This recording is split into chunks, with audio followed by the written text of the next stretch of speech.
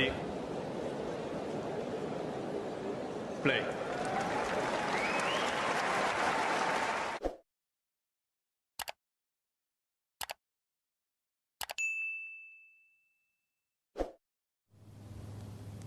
Raducanu has given an interview with the BBC where she's outlined her plans to return from injury, when that will be.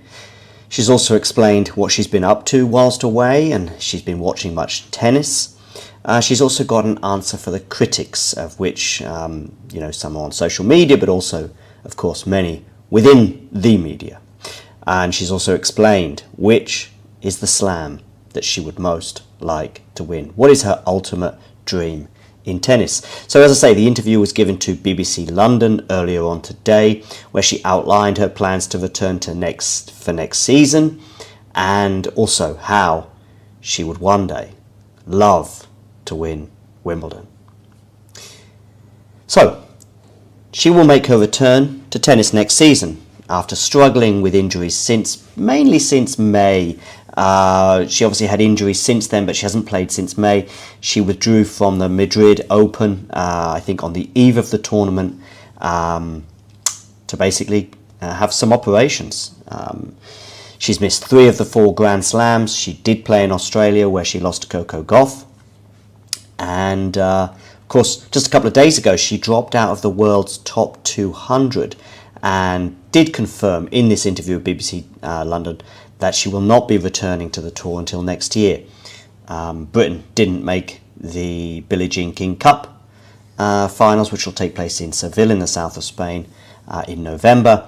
Also, she has no hope of making the WTA Finals, also in November. So she confirmed that next season will be her return to tennis. 20-year-old also said that the slams are obviously finished now, but it has been difficult to watch them go by. She was just said, "I want to stay in my lane as much as possible and keep focused on my recovery," were her exact words.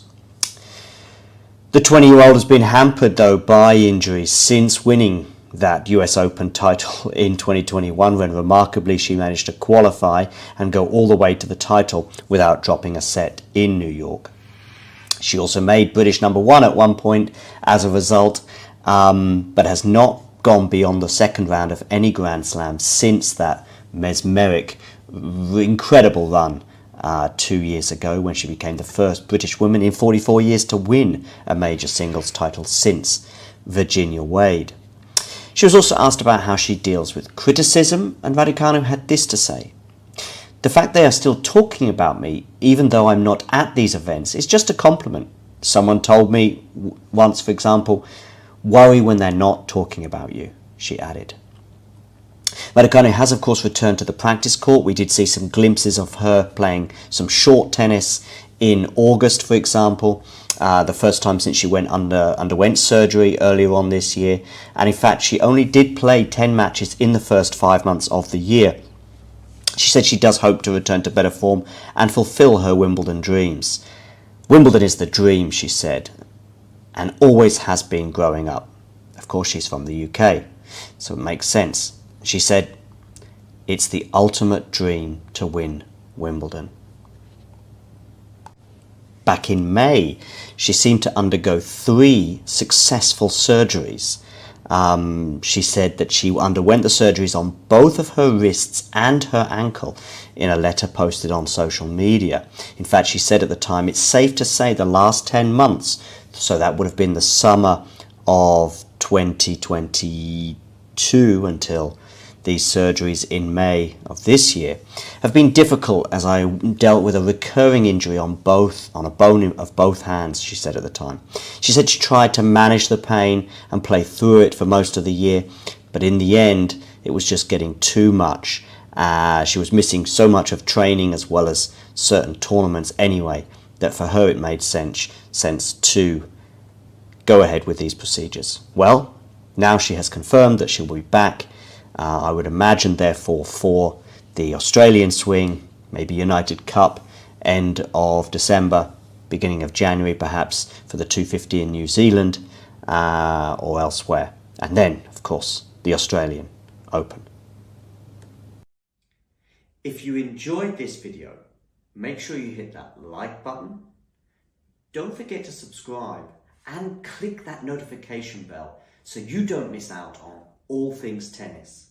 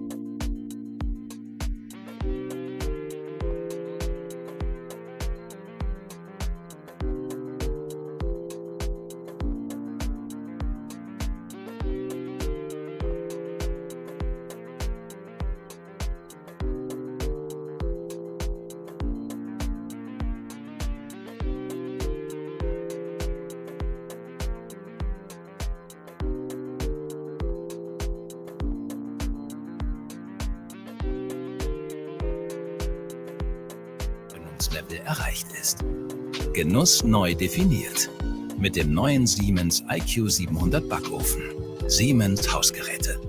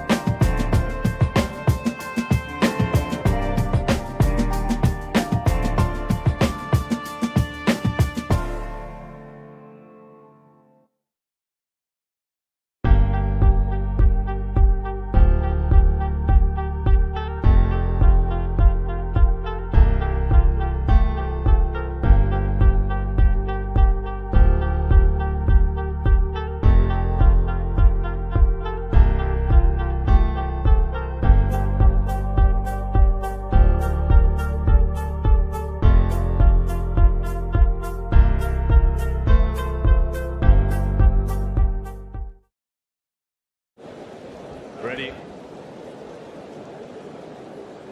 Play.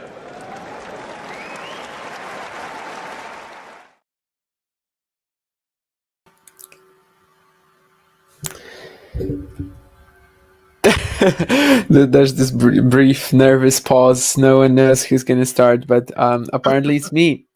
Apparently it's me. So a lot of you guys are already here, and we're going to be watching, of course, the remaining part of Iga Swiatek against Aryna Sabalenka, the WTA Finals semi-final.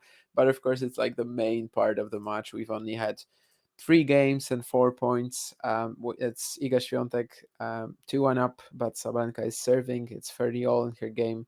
They are warming up at the moment, and this is, of course, a match that will have major implications for the year in number 1 ranking.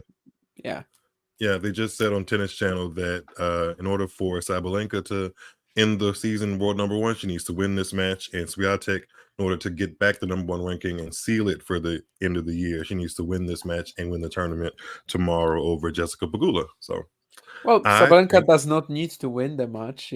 She might rely on Pegula, but yes, that is true. That is true. But yeah, I'm excited to watch the duration or the finishing of this match, actually, in the duration of the first and second set.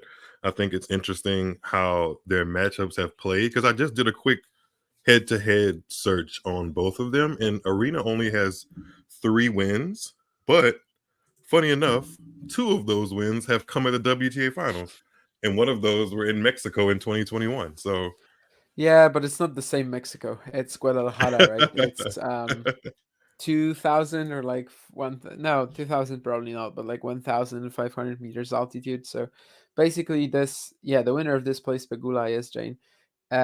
Basically the WTA finals are switching every single year. The conditions are drastically different. Last year we had an indoor venue.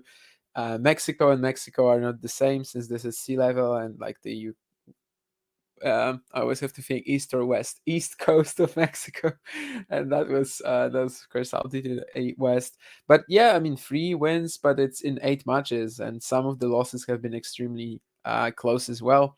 The 4-2 lead in the third set of the US Open semi, especially, of course. And I just think the only real moment when Swiatek was beating Sabalenka easily was the huge win streak, right? yeah, I think the win streak that Iga Swiatek had last year, do you think it'll make a difference in like how she goes about this match today? Or do you think she's thinking about like the win streak and how she is going to be looked at as far as like comparing 2023 to 2022? No, not at all. I also don't That's think fair. that the WTA number 1 ranking like matters all that much to them. I think what matters most is actually the title here. Sabalenka, she missed out losing to Garcia in the final last year after beating Swiatek in the semis. I think, after that she was sort of expecting, okay, I mean, I've just beaten Swiatek, especially with the sort of status that Iga had at the end of 2022. And Swiatek, I think, not performing all that well at the WTA finals has been a bit of a little stain on her record. In 2021, of course, no one was really expecting that much from her yet, but 2022, she dominates her group and then loses in the semis. So we are sort of at a similar spot. And of course, yeah, it's quite big for her to beat Sabalenka and eventually maybe end the year with the number 1 ranking as well. We shall see. They put the first ball of this conclusion of the match in play, and we're looking at Sabalenka serving at 1-2, 30 all here. And I think, just to say, like, to kind of set the atmosphere for people that are watching along with this, it seems like this might be the most lively atmosphere I've seen. The doubles matches that were on before the Sabalenka and Swiatek match were pretty packed, I would say, for doubles in Cancun this week. So I'm sure if it was packed for that, I'm sure people are still staying for this conclusion, because technically today was supposed to be the final, but weather pushed it back tomorrow. So there's a lot of pretty people to watch this unusual, one. but that's good that they did it like that, I guess. And, you know, Yeah, it's one of the few events that can pull it off without like hampering any other events and any other player, like the finalists' chances at the next week's events, because they're not playing next week. So yep. This is it. It's for all the marbles, as some people say. where are you in your on your screen at the moment? Let's see what the score says. You're probably ahead of me. The score Yeah. is at 3-1 opening point. Oh, okay. So you are in the free one. Okay. Hmm. You are in the free one game. That's good. And no, I was just wondering that maybe you still haven't seen the break, and I was like, Oh, I okay, actually wasn't. I wasn't being a good commentator because I didn't okay. even notice it until I just said the score, which is 3-1. So yeah, Swiatek is up a break. How windy is it in Cancun? Have we already seen any indications of that today? I haven't seen any indications or graphics. I can pull it up on my phone because I did add it to my weather app to see when it would That's rain. good. Let's see. That's good. That's good. Yeah, I try to be proactive sometimes. I know it's 80 degrees No, and okay, I can already see that it is windy. The it plants, looks you like know. the wind gusts are up to 21 miles per hour, which is a little bit calmer than it was during Coco Golf and Vondrousova's match. I saw a graphic that said the gusts were up to almost 30 miles per hour, which is Okay. insane. Yeah, of course, that's been a thing this week. It's probably advantage Swiatek if that happens, given how much Sabalenka struggled to keep her second serve in play even against Rybakina, and generally has like a more flatter, more powerful type of ball striking. Whereas, of course, Swiatek, can play with more spin. Generally helps with the wind just a little bit, but no, it's fine margins. I just don't really buy into the whole idea that it should be very comfortable for Swiatek. I don't know. It just feels to me like Sabalenka, this is the most important match of, well, not her whole season, because that was, of course, the Australian Open final and the US Open final, but like this is a huge game. So I think she will just give her best and probably just not go away too easily. And the two I matches think that we've so. had from them this year, they were They've pretty been spectacular too. they've been really good. Yeah, they've split them 1-2, 1-1 this year. Stuttgart and Yeah. Madrid. Probably the best, well, one of the best Swiatek performances of the year in that Stuttgart final, and one of the best from both players in the Madrid final. Like, if we're talking about the best matches of 2023 on the women's side, I think the Madrid final is like one that everyone will agree on in terms of being in the They top played some five, really or good matches. Like even their yeah, semifinal of the U.S. Open was pretty. I wouldn't necessarily yeah. say it was the best tennis I've ever seen, but it was pretty tight. And they had some dramatic moments in that semifinal last year, the U.S. Open. So it's interesting. It's an interesting dynamic between the two of them. It looks like Swiatek has game point here to close out and consolidate that break and lead 4-1. But I'm interested to see how the rivalry kind of um, now that they're solidly like number one and number two in the world, I'm interested to see how their rivalry takes a different gear or takes different shape, you know? Like, 'cause I don't think we've seen them play on grass. That'd be interesting to see them play somewhere on grass. So, I don't know if Swiatek would like it, but yeah, sure thing. Yeah, it's like a little different because Swiatek hasn't beaten Rybakina this year, right? But with Mhm. Rybakina, you're not as certain that next year she's going to be, I don't know, among the best top 2, 3 players in the world, like she was this year. Whereas with Sabalenka, I guess we have a bit more of a certainty. Mhm. So the Rybakina matchup might not be as important as in the grand scheme of things. And, yeah, there was the game point, but this is very quickly break point for Sabalenka, and then I mean she's actually kind of overwhelming We got some tension in the Swiatek match. in the past 2 points. Yeah, that forehand cross winner, and now back and down the line, pretty much ungettable as well. Sabalenka definitely is being aggressive off that second serve if he gets an opportunity. How do you rate? I don't know if I've ever asked you this. How do you rate Uh-huh. Swiatek's second serve? Because I feel part of me feels like it's predictable, but a part of me feels like it's predictably good. That's why like there's only a small amount of people that can actually take advantage of it, and actually win the match. Huh. If that makes any sense. Yeah, she does have a pretty decent kick. I think it used to be weak, but it probably wasn't as much of a problem as her first serve was. Now that she has improved it, yeah, it's just like a regular middle of the road WTA second serve, I think. Maybe actually that's a little harsh. She's about to But hit another one right here to try to save off a break yeah, point. certainly there are a number of players who can capitalize on that, but maybe we're just sort of focusing on it because everything else in her game is so good, you know? That Yeah, that is yeah, actually a really good point. She's efficient in every other part of her game, but I guess we're just nitpicking. Because the yeah. footwork, the forehand when it's clicking, the backhand. I've been impressed with her backhand all week, actually. Yeah, maybe we're just sort of nitpicking. Obviously, there was a huge part of last year when the serve was the problem. Since the Garcia loss, basically in Warsaw, for the next few months, everyone was just cracking returns against Iga Świątek and not allowing her to breathe. But this year it's been very different. She's had different issues along the way.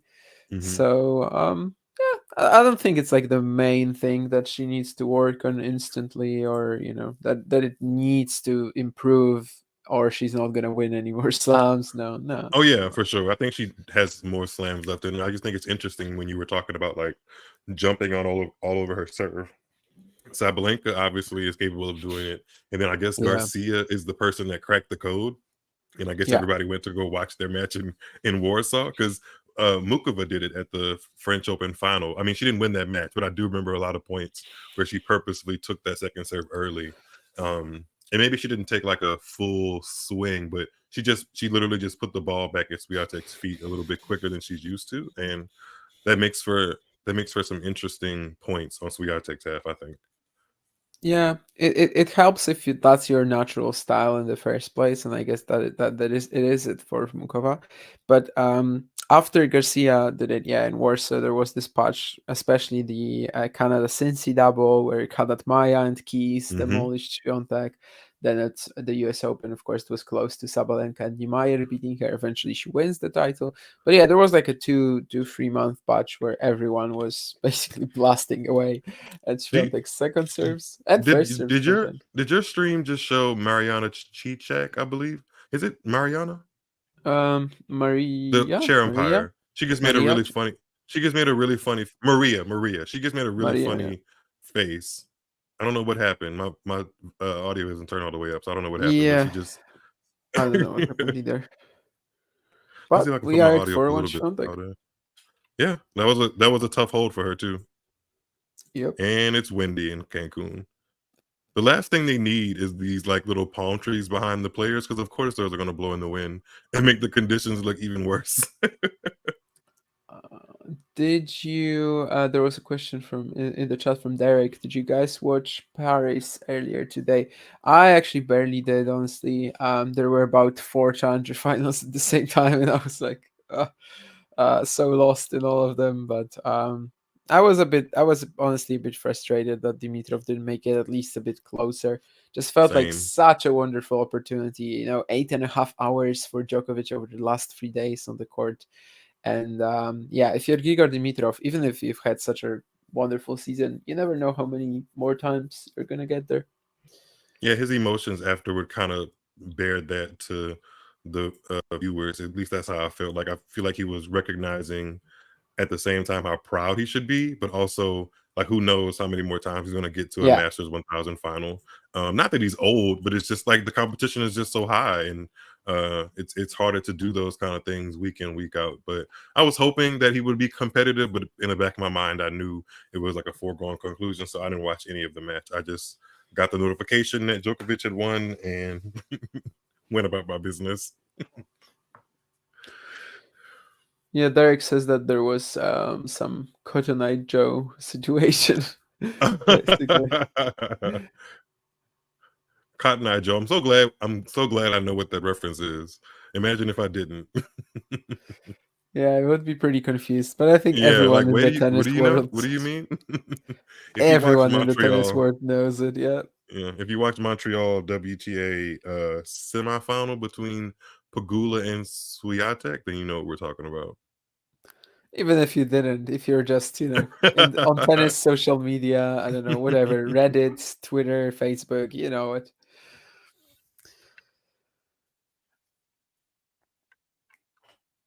Yeah, and this is of course looking quite crucial for Sabalenka already. Yeah, she definitely needs to hold here.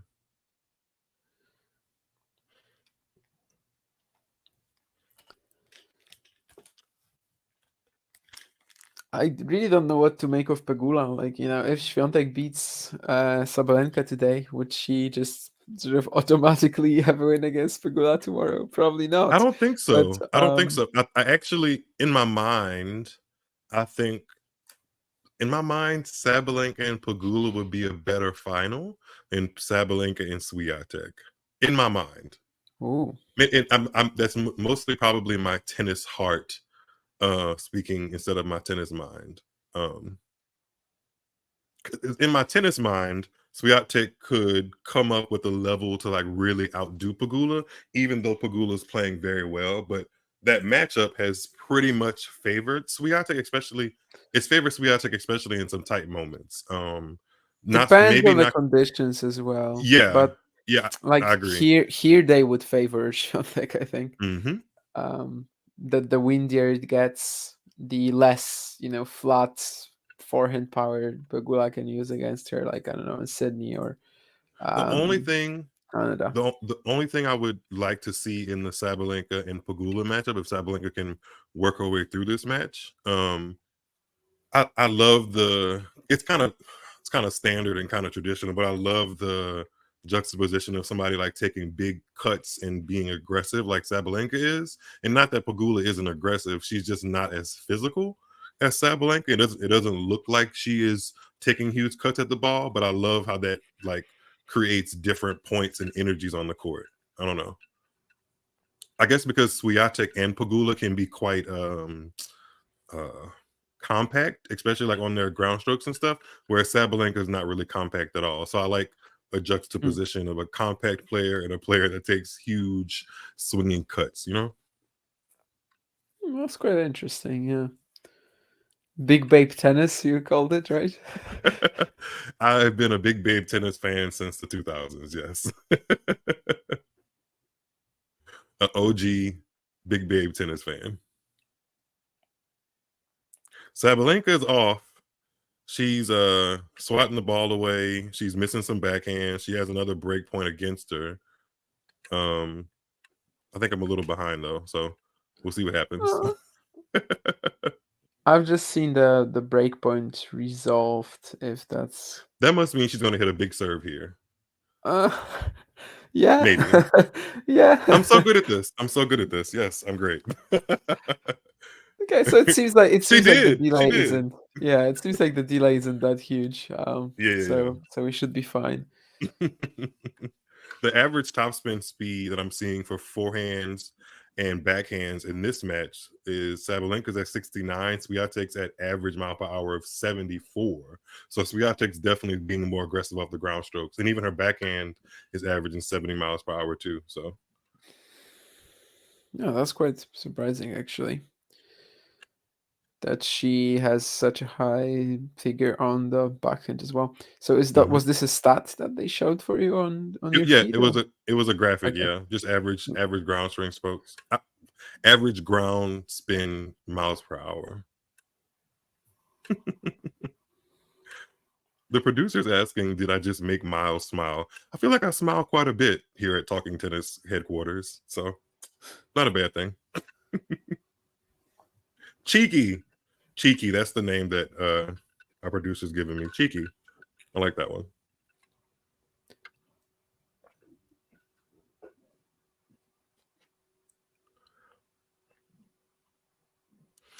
Sabalenka held. Is this her first time holding since play has resumed, or getting a game since play has resumed? Yep. Oh, okay. She was 1-2-30 all. Jane is asking in the chat, the finals in Paris should have been Rublev Dimitrov. If it was, it would have been great. I would have just enjoyed the bromance at the net and the trophy presentation way more if it was Rublev and Dimitrov.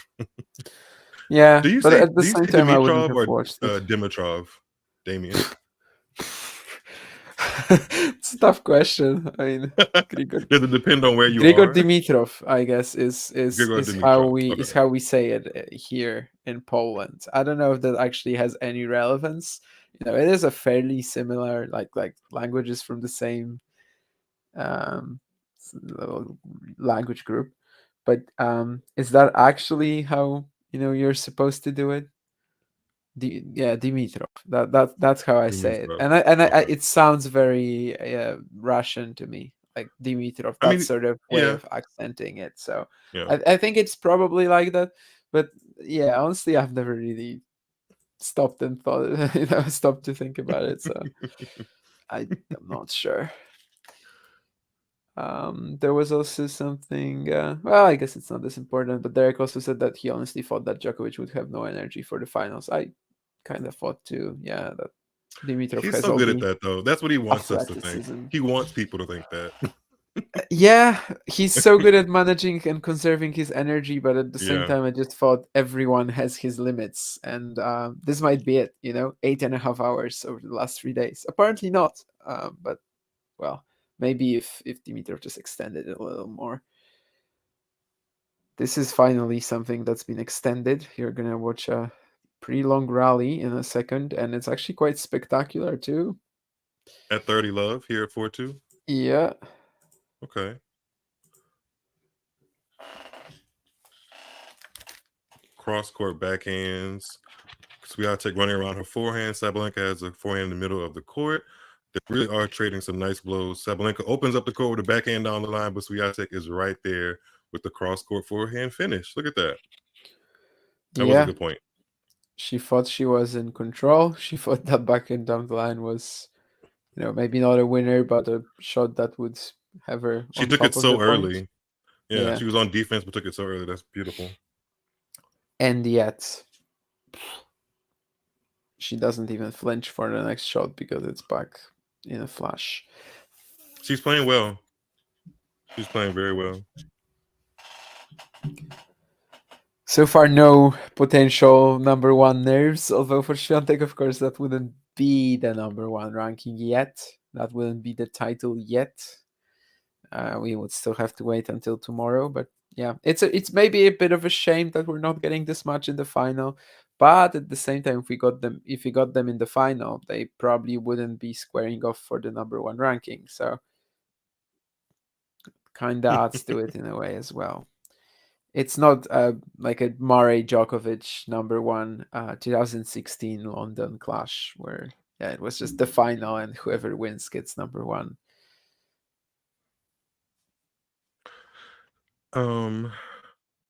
I want to make sure I pronounce this name correctly. If I'm pronouncing it incorrectly, please correct me.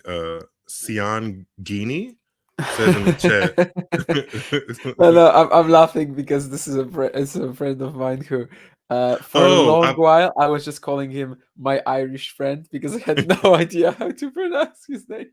I think that's Cian, Sian Gini. I may be completely off, but Apparently, I tried my it's best. like Keen. He said it was like Keen. Oh. Yeah. But I had no clue about it until he actually came on to this show, and Okay. yeah, then I asked. But for a while, I was just calling him my Irish friend because that was all I knew. I was afraid of mispronouncing it terribly. He said in the chat, I used to be a Steph fan, and his Wimbledon behavior versus Kyrgios put me off of him. Yeah, because there was some conversation earlier that I missed. Ranked the nicest one-handed backhand currently, Musetti, Stan, Grigor team. Yeah, it's definitely not Steph. There's no Tsitsipas in there. Okay. Yeah, So, Tsitsipas. Actually, I know Tsitsipas idolized Roger Federer, but it's probably realistically way too late for him to change anything. But he really set himself short by having a one-handed backhand because it doesn't do him any favors, especially like the slice and stuff. Like he doesn't.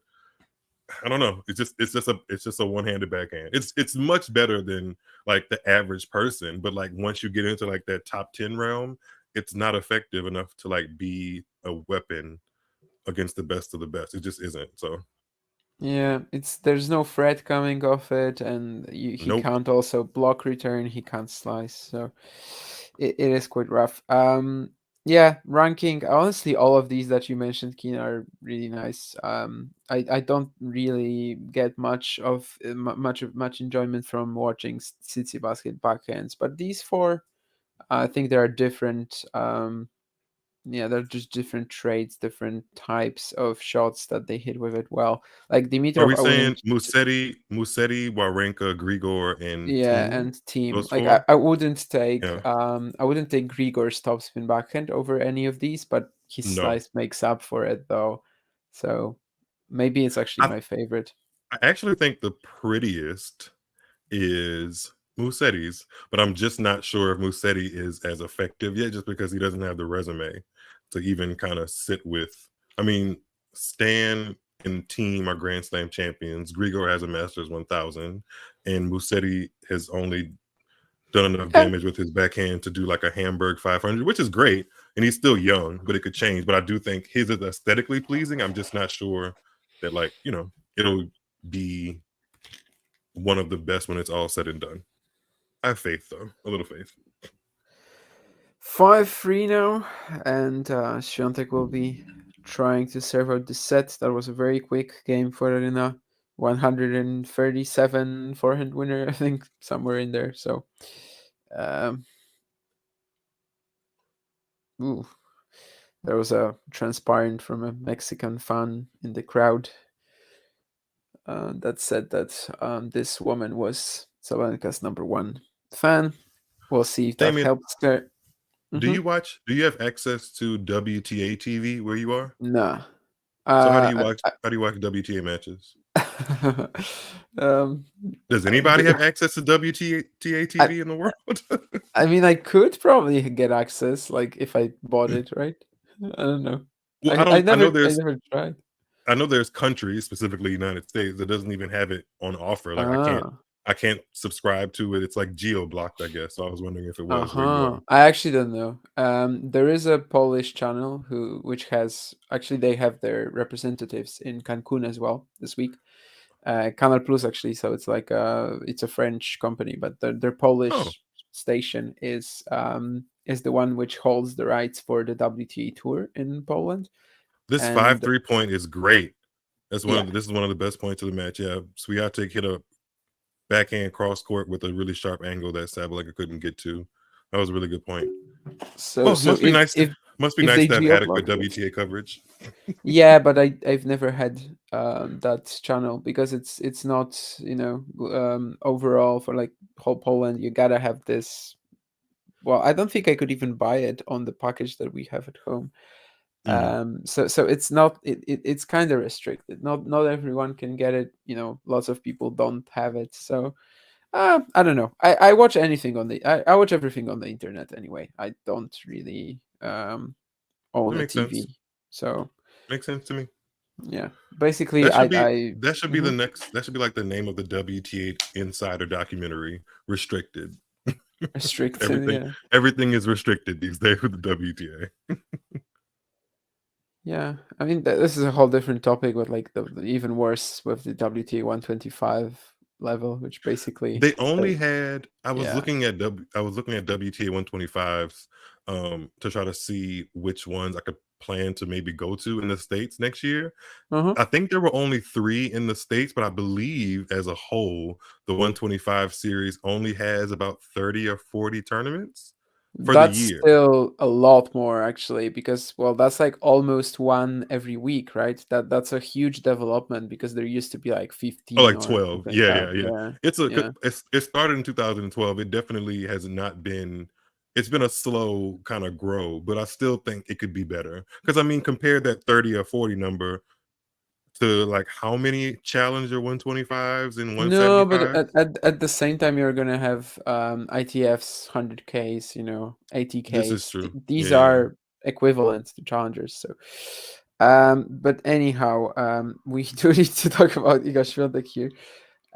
40 love up, and this game after that first brilliant rally, there was another one where they were also trading with some great angles. Sabalenka cracks first.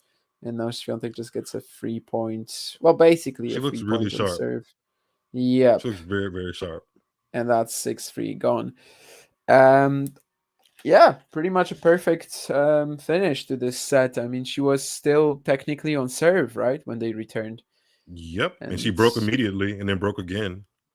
So she didn't break again. oh, But she didn't break again. Sorry, Sabalenka did hold in that tough one, but yeah, it was a clean set as far as the picking up where she left off. yeah, 2-1 for the all. She wins the first 2 points, and that's basically it. No moment of trouble whatsoever. Not on serve, especially no. What were we talking about? Yeah, the WTA 125s. The problem is that they are not showing it on WTA TV, and Right. like there's no No official. one's Yeah, watching it. I mean, there's no official way of watching it. Yeah, that's a There's no. problem. Yeah, it's only technically illegal streams, but are they really illegal when there's no way to watch it? You know, Like when there's there's no not even official there's way. not even a stream of it. You just no one's watching it. But you can. I think the ITF website does allow you to stream some of the Well, 100Ks or yeah. I mean, some. there's a requirement, I think, over like the 60K level or maybe 80K, Uh, where you need to have streams. But WTA 125s, there is streaming for it, but it's like, oh, gambling streams or whatever. okay. So the access to it is basically limited by people's knowledge of that. Mm, Whereas, mm, yeah, it's just such a shame.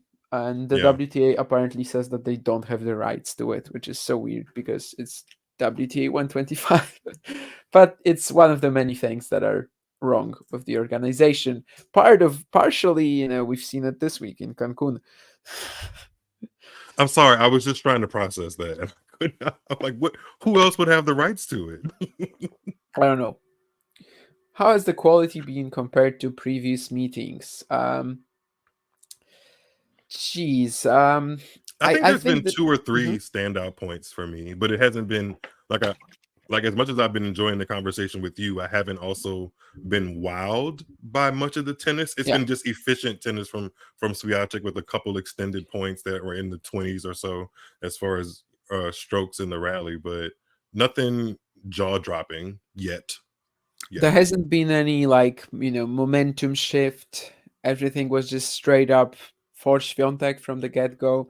Nothing really happening. Even though that match in Madrid was like 6-3, 3-6, 6-3 or something. So like on Hmm. paper that would tell you quick, easy sets. And actually Stuttgart was a very very Hmm. coherent performance from her as well. From Swiatek 6-3, 6-4, only one breakpoint faced, I think. And even though you still had some sort of like emotions, drama in there, here everything has been really simple, or like she has made it so simple so far for her, basically. So I don't think this match has really gotten the chance to The only get us excited. Yeah. I agree. The only amount of tension they had was when Sabalenka was holding or serving at 1-4, and that was a pretty tough Yeah. service game, but nothing else besides that. Sion Genie, you never told me if I was pronouncing your name incorrectly, and now I've said it a second time, probably incorrectly again. Sorry. Can you please remind me how Iga lost to Aryna at Wimbledon? Seems crazy thinking back now. Yeah, it seemed to me like this is such a good matchup for Swiatek, definitely. That someone like Bencic, who pushed her the previous round, is just so much more uncomfortable with the flat ball, and yeah, in general, just Svitolina plays this sort of regular counter punching game that Swiatek punishes almost every time. But on the day, Svitolina, the ballsy version of Svitolina, coming back after pregnancy. I like that. That's a good way to describe her tennis. Yeah, Yeah, ballsy. What has she she been up to? Did she play much at the US Open? I don't think she did she? I remember probably I remember nothing seeing her weird. I Or remember seeing her. She was in the crowd when Monfils won yeah, Stockholm a week or two ago, but other than that, I have not seen her since the US yeah, Open. she hasn't played since the US Open. Yeah, Okay. so yeah, goes down the line, blasts her forehand. Actually, that's something she wasn't able to do before, and Mm-mm. yeah, she was able to instill doubt. Let's say instill doubt is this phrase that Maxime Cressy has on his rackets, and since I was in Ismanik last week, and I was sort of preparing to potentially do an interview with Maxime Cressy if he won his first round match, which he didn't, but I did with his opponent. I sort of started reading up a little bit, and that's why it stuck with me that he has instilled doubt on his. Oh, we cracked Right, we on his cracked 3,600 subscribers. I feel like the last stream I did, which was not even, it was this week, we were at like a little under 3,600. Look at that. Thank you guys for subscribing. I really appreciate that. We appreciate that here at Talking Tennis. The Share more the we video. get, the faster they grow, I think. Yeah. Probably. Maybe the chaos in Cancun has been entertaining enough to get some more subscribers. What the hell is John doing, by the way? I don't understand. I mean, I did commentate Sinner's Zverev with him at the US Open, and that's how we were looking at the end of the night. That's true.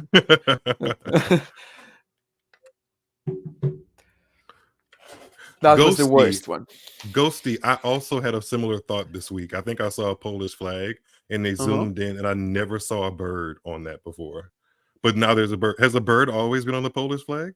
Wait, I'm looking at the Polish flag now. It's not on the Polish flag. No, okay. Flag. But you could theoretically put it. I mean, the bird, the eagle, is one of our symbols. You know. But what kind of flag was that person just showing? I don't know. Flags confuse me. Well, it's just a flag with the how do you call it? Like the national emblem? No, I don't think it's emblem. How do you call that? Second. My Polish thing, sort of. my Polish history is definitely not showing brightly here. No. It's not about Poland. It's just, we have the flag, and then we also have this other thing, which is called I'm thinking how it could be called, and I think emblem was actually, I think I was right the first time. So yeah, basically the eagle is the emblem of Poland, and the flag actually doesn't have it on. I mean, it's not on the flag, but okay, good. You can put it on the flag. Why not? Derek is in the chat asking, did Wozniacki retire again? No, not officially, not via announcement. She just hasn't played since the US Open. Yeah, trying to catch up with I'm trying to catch up with the chat, but it's hard. Where do you think next year's WTA finals are going to be?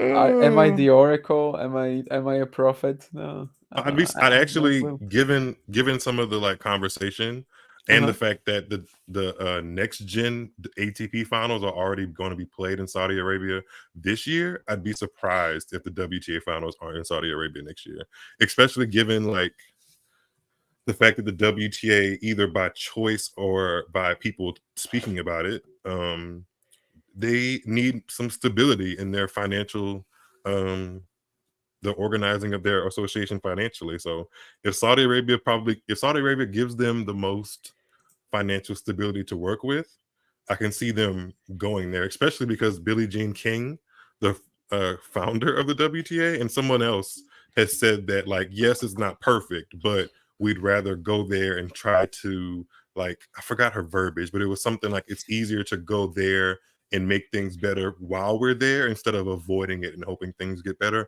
something along those lines. So yeah, we shall see. Keen, I don't think this was their first match since they had that fight, right? Alicia Parks and Kathleen Sebov. I think they've played since as well, but yeah, they played again, I think, just this last week in a WTA 125, which was sort of a conversation. I think Alicia one Parks, of the American ones.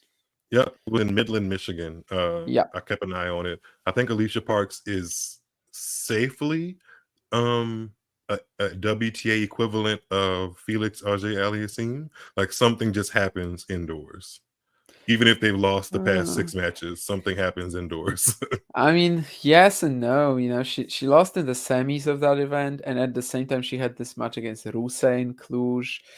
Like that indoor magic is gonna have to kick in very, very quickly if she is to, I don't know, remain at a very high ranking. Obviously, most of her results aren't really close to like 54 in the world. No, I actually compared her to Yibing Wu at some point earlier this year, which also kind of works. In terms of game style, or like how they got to their ranking? No, in the same thing that you said, that Yibing Wu basically had this Dallas run, Oh obviously won yeah, the title, and yeah. then for like the next 3 or 4 months, he did literally nothing, and all of the time he was just throwing out every forehand, had massive point construction, shot selection issues, and I think he doesn't have to play like this. Parks kind of does. But yeah, Mhm. it's a big shame in both cases we're not actually seeing them contending for more titles. I mean, he I think at the U.S. Open he finished his season because of more issues with his He was health. having But some heart palpitations or heart yeah, issues he deals with. yeah, he fainted at least twice this year during matches. Well, during matches, not during the I do like points. watching him play. That Dallas tournament to Indian Wells last year was a nice run for me to keep an eye on. I mean, it was some fun tennis. We'll see. Nothing out of the ordinary in Swiatek and Sabalenka so far. They both held in the second set to start things off, but we're still keeping an eye on it.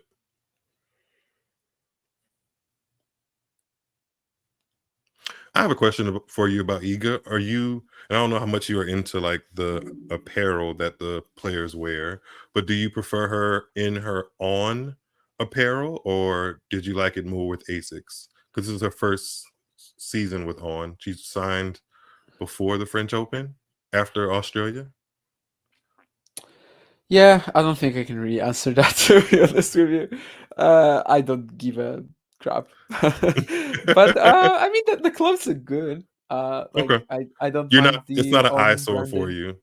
Yeah, It's not definitely a, okay. not. I mean, both for Okay. Shelton or for Swiatek, I think they look good. Like that's literally how it goes for me. I, yeah. As for comparison, I think only real time when I cared about apparel in tennis was when I was, just a few years ago. Maybe, well, maybe not more so, but like at the same level, I was a Federer fan and I was a fan of tennis. Like Federer outfits, I could actually tell you my favorite ones, but Okay. after that, yeah, no. I just don't really look at it. But yeah, it's not a nicer no. I think they look classy, so it's fine. Our producer's right on time. You said Aryna needs to start serving some bombs, and she just hit an ace.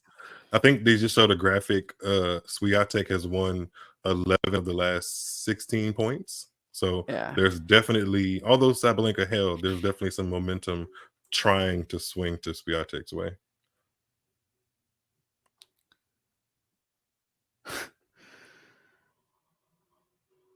Rafa US Open 2013 outfit. Wasn't that like the charcoal gray and pink? I think I enjoyed that as well.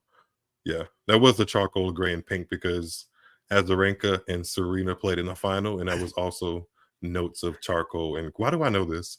I just remember that. I mean, I'm laughing at one of the comments from Ghosty, which was actually really smart. I like that. What did he say? Oh, I see. That's funny. Yeah, as opposed to on apparel. Wait, Uh Ghosty, is Trevisan like that's like the bread and butter for you? Like that's your yeah. lane? He keeps talking about Interesting. her. Yeah. So Interesting. Ghosty has a type. Where's my which water? Fed one is is my favorite, John? There was this one, maybe Dubai 2015, the orange t-shirt, yeah. Probably that one. There were a few other good ones, but maybe also the red one from Shanghai 2014. That But was a you know, great I return from yeah, I Swiatek was there. I haven't thought about this in a while, but probably could have had I'm a some little more detailed based off research. of who made me, or not made me, but based off of who my entry point was to tennis. Uh-huh.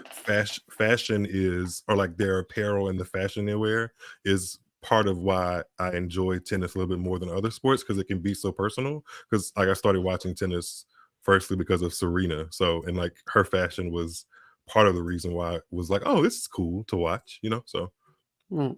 Yeah, Makes sense. I just don't really. I'm not really into fashion in general, so I think that sort of also, takes over to.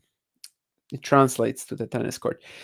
Speaking of these serving bombs, double fault is definitely not what Sabalenka wants to have right now. And She's just not sharp enough right now. Like, I'm not seeing her really dig into the match like I thought she was. Maybe she's just tired of Cancun and wants to go home, which I couldn't blame her for. But I don't see. It's not that she's not fighting. I'm not seeing or hearing the demonstrative stuff I usually feel like I get from her when she's really trying to up her level in a match. raise your I'm not getting volume that. now. Raise your volume now. Oh, is she really grunting loudly? Maybe because my volume is so I don't low. know, but it just felt to me. I'm watching on mute, but it felt to me like after this point, she probably had some sort of a Oh, that loud was a great reaction. serve. That was a Yeah, great serve to break off back point. But see, she didn't do anything though. second serve, Oh yeah, that and was a second serve that yeah, quick. Oh yeah, she didn't do anything. Yeah, that would have been a great come on. and she That was didn't. that Okay, was that was aggressive and a risk, and she didn't even. She pumped her fist, but not like I don't know. hmm. Could have Interesting. done something extra. I would have been excited. I was more excited for her than she was. No, no, that's why I told you to raise your volume because it sort of felt to me like this moment when she Uh, might be, oh yeah, I mean I don't know, whatever, just scream after the second serve, right? But I just pictured Sabalenka saying, "Oh yeah." of course, the yeah, that wouldn't happen. But any reaction of that sort, but apparently not. Oh, Swiatek got lucky on that last return. It just dribbled over the Mhm. net.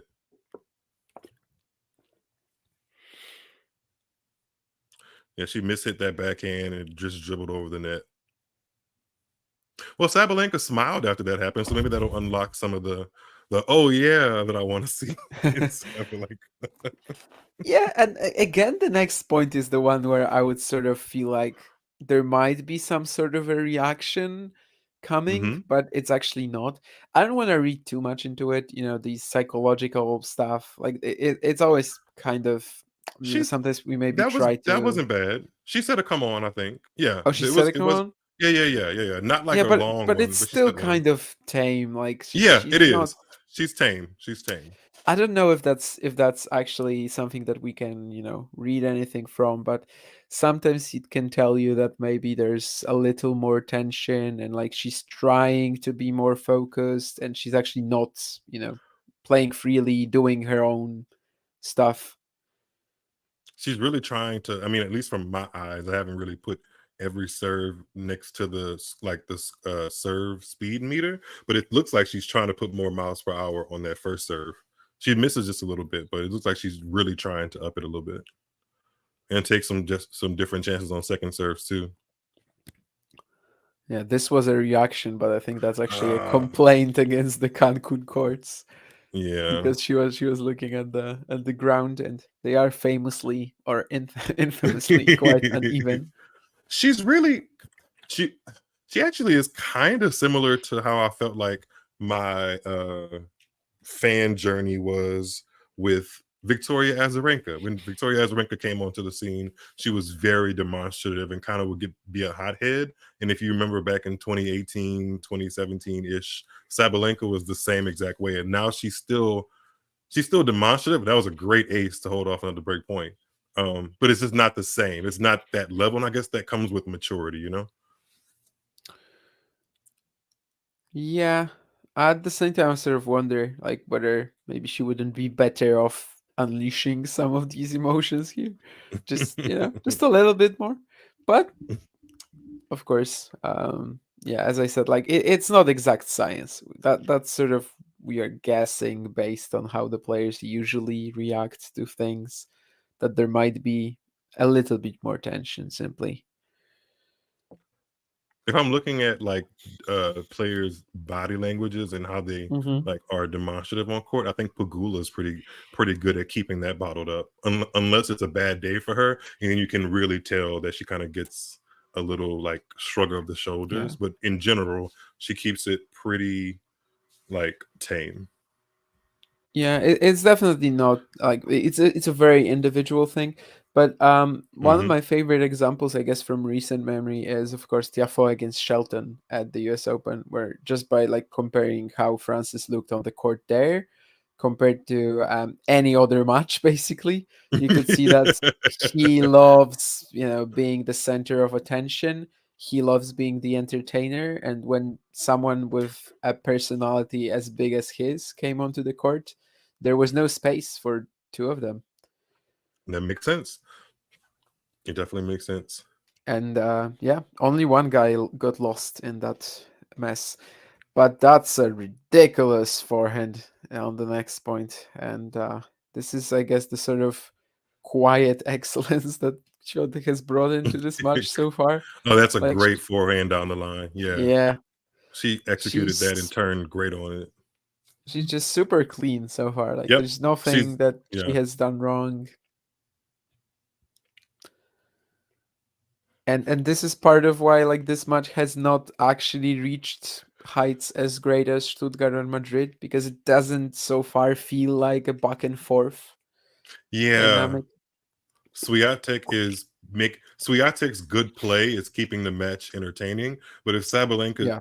was to also raise her level and Swiatek keep where she is or even go higher, then I feel like it'd be maybe Madrid level. But Sabalenka just has to get out of this service game. She has a fourth break point to face off in the game.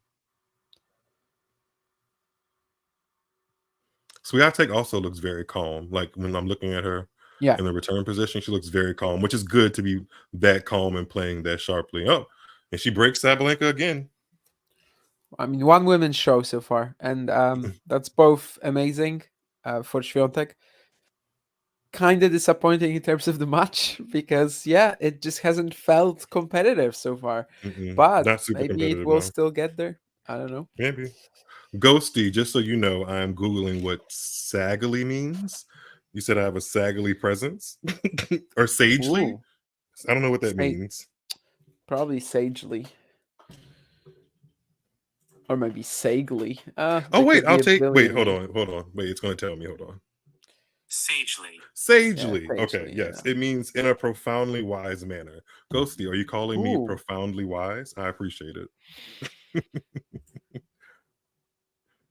I'm going to get that tattooed on my arm. Sagely.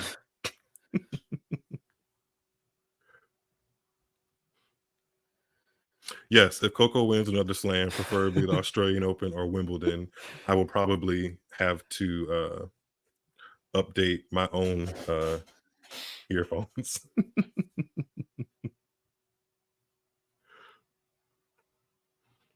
Can we get our producer to like scrub that footage, by the way? It's very embarrassing. The footage of me being excited that Coco Gauff won her first major. We can just scrub that. We can put that in a time capsule only to be touched in the year 2036.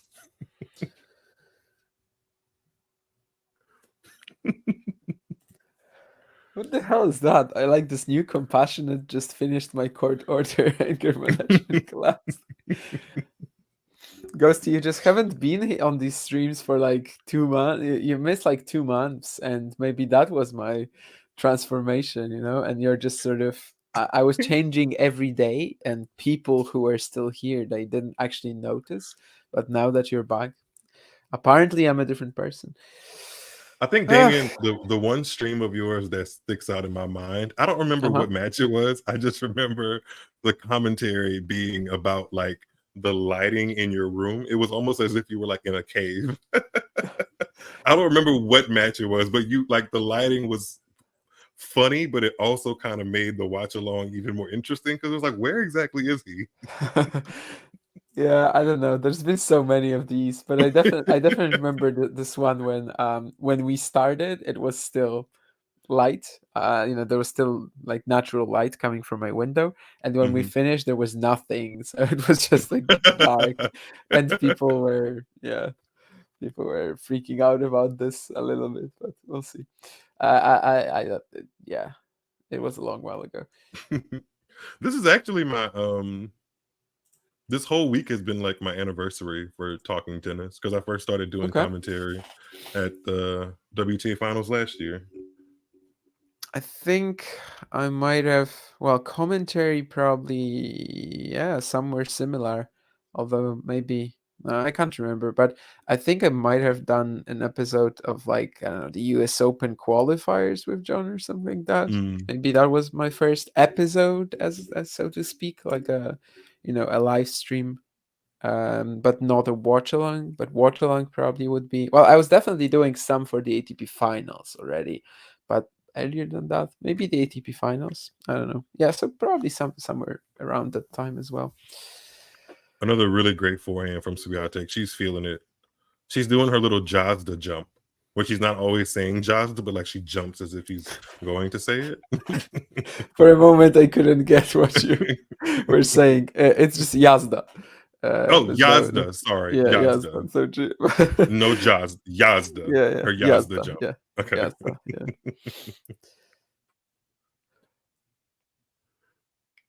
She's serving well. She's cracking her forehand. Yeah, super calm, collected. Yep. What a great She's point even as playing well at the That's net. right now. I've seen her absolutely brick a couple of volleys at this tournament, but I've also seen her play nicely up there too. So it's Yeah. no real in between. And it's not like she is awful at the net. Like people sometimes say that, and she sometimes even says, I'm so like I'm not comfortable there at all. But then I don't know, pop in the highlights of, let's say, Świątek Halep, Roland Garros, that Oh my 2020, gosh. and she's That like is drop shotting her to death. She's going to the net and finishing it with like really clean, technically sound volleys. So it hasn't always been like that. That is one of my favorite tennis matches of like this decade so far. Even though it's not super competitive, Yeah, but it's the level that 50 minutes Swiatek or showed in like that match. whatever. If I want to show somebody how to like do a tennis demolition, I would put one of those matches on a playlist. She played amazingly. Like Simona Halep. Yeah. If her level would have been better or worse, it wouldn't have made a difference. Like Swiatek was on a different planet that day. I love that match. Yeah, I watched the highlights of that actually fairly recently, and it was after one of these losses for Świątek, either against Kudermetova in Tokyo or against Ostapenko in New York. So one of these ones where she just played, very, I don't want to say brainless, but like, yeah, just tried to fight fire with fire, had no tactical plan whatsoever. She just tried to out-hit the opponent, which, she wasn't able to do, and lost. And then I suddenly just saw these highlights of Świątek Halep, and I popped it in, and I was like, It restored your faith "Oh in my goodness, I want to see this sort of tennis again from her." And actually, we're sort of getting that. Like the last couple of months, a couple of months, maybe not yet, but like Beijing and the WTA Finals, we are sort of getting that.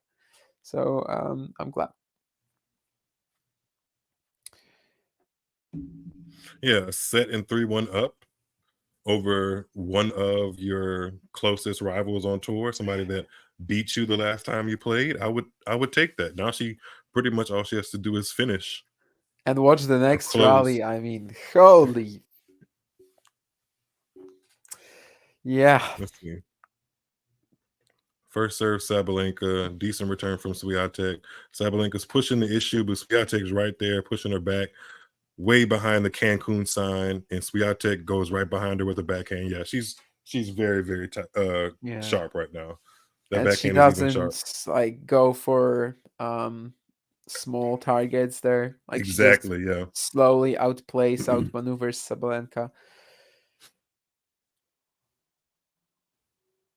taking advantage of the sort of edge in movement, athleticism that she has once Wow. Sabalenka is not just sitting there. And Last 15 points, Swiatek's won 10 out of the last yeah. 15. So yeah.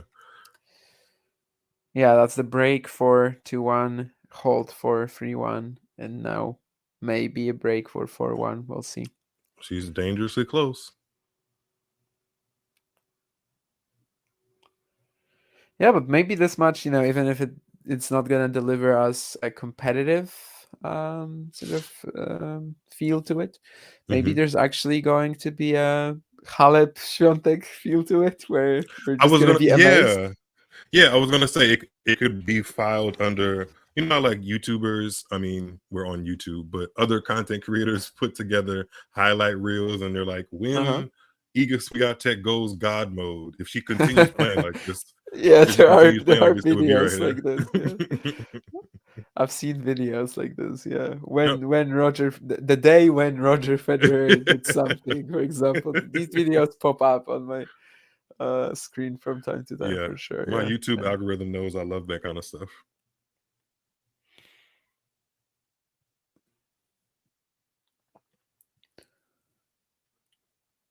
Well, that's a great backhand from Sabalenka to get out of 15-30.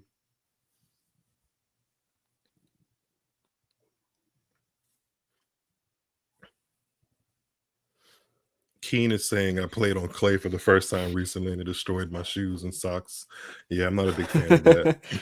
I'm luckily I You don't have played to on worry clay about it for too the much. first time, by the way. Yeah, I guess in Ireland maybe. Maybe it's also like in Great Britain, but I'm actually surprised still that you played on clay recently. I know that Kim plays quite a lot, so The one thing but I'm missing in my life uh-huh. is a grass court because I'm a lefty when I play tennis, and I feel Okay. like when I'm playing well, You're a my lefty when you play tennis, or actually a mhm. righty? No, Oh, I'm a lefty, and I'm a lefty all in life, but okay. That's a weird sentence. That I'm a lefty when I play I don't know tennis. why I specified that, but yes, I'm a lefty, and I feel like when I'm playing well, I can always count on my slice serve, like most lefties. Uh-huh. Um, add serve out wide, Yeah. and I haven't felt the experience of it slicing on grass, and I want to experience that. Yeah. Should be good on that with Hmm. this serve then. If Kvitova can do it, I can do it. I have a problem with this reasoning. I think the other way around it would work. Like if you can do it, then she can. She definitely can then. But Sabalenka is actually trying to hold here and still has a game point, a second one. She has gotten louder because I haven't even touched my Okay. volume on my computer, and I can hear her more vividly. So she's gotten louder. Yeah, I think that's actually good. Yeah, Derek says that Iga Saba head to head is about to be 6-3. It's like a set, right? But yeah, it is definitely a bit closer than it seems. Yeah, the US Open match, and yeah, just the fact that Swiatek had 3 very easy wins against Sabalenka in that huge win streak. And of course, Sabalenka of 2022 also isn't Sabalenka of 2023. But still, Swiatek being 2-1 against Sabalenka this year, that would be, well, not telling, but it would certainly sort of justify her potentially finishing number 1 if she gets through this much in the next.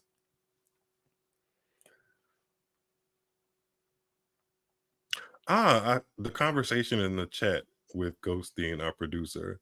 I have a feeling of who is going to be the newbie on the team. I think I might be wrong, but I have a feeling.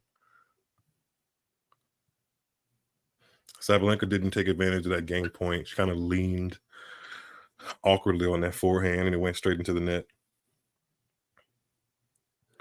Is Well, Badosa in the Spanish team for BJK Cup? Is she even like cleared to play tennis again? I know she was dealing with like a serious back issue. Didn't she have like a fractured or a stress fracture in her back or something?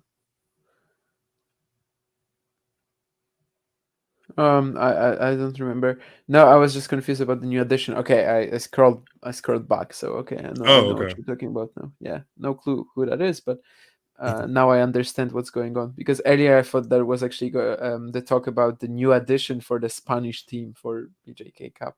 Uh Yeah, seems like she actually is back. Okay. Ghosty, I don't think the Cancun title would have an asterisk next to it simply because of like who the eventual champion is going to be. It's either going to be Pagula or someone else that has won a slam this year.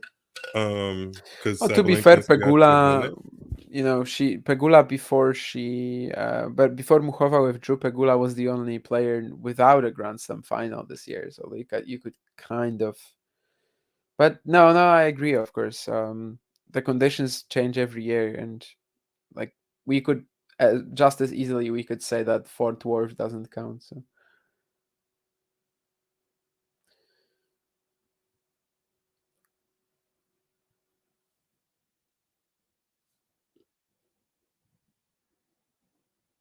Yeah, seems like Swiatek is serving quite a lot at the Sabalenka forehand. About, let's say, 85% of the time, or maybe 80, both sides. Miles is gone. And yeah, hopefully he's going to be back. If not, I'm going to, of course, carry this anyway. Derek, not a fan of Badosa. Sorry, y'all. No worries.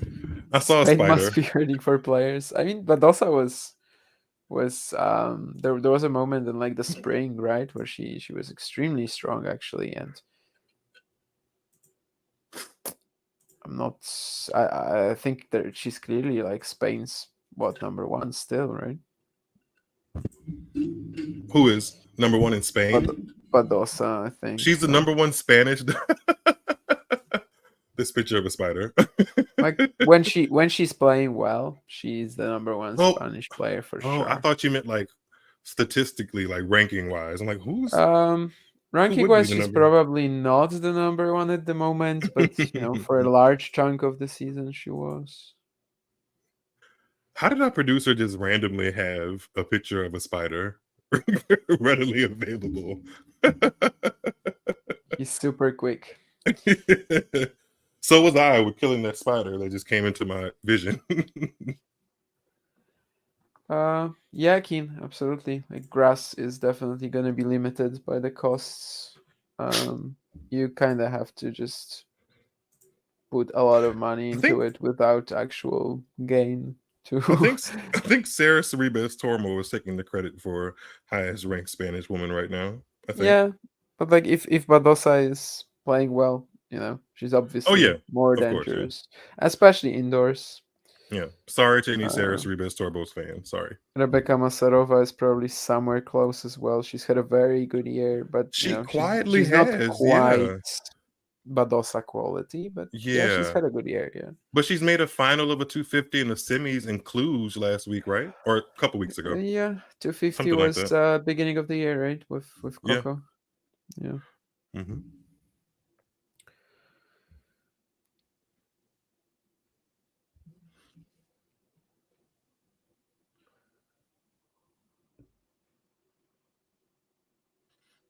(3-2) Swiatek, 30-15.